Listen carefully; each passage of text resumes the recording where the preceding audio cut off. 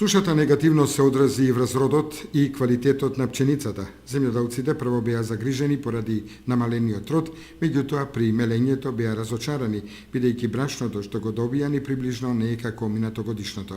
Јас произведената пченица ја предадов во зрновци и како замена за истата требаше да добијам брашно, меѓутоа тоа што го добив ни приближно не е квалитетно, како ланското, например, вери земјоделец Одорисари.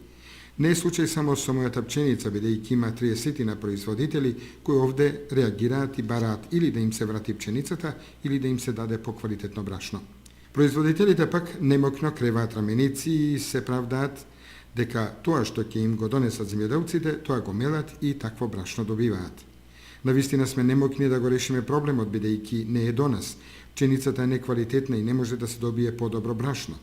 Тоа го знаат и земјоделците, ама и тие нема што да прават. Оваа година беше таква и ќе треба некако да ја пребродиме со сите штети и последици што се трпат, објаснува раководител на мелнички капацитет. Како последица на ваквите состојби, мелничарите и пекарите веќе најавуваат зголемување на продажната цена на лебот за околу 30%. Од тука се наметнува прашањето дали до новата реколта ќе јадеме поскап леб и тестенини и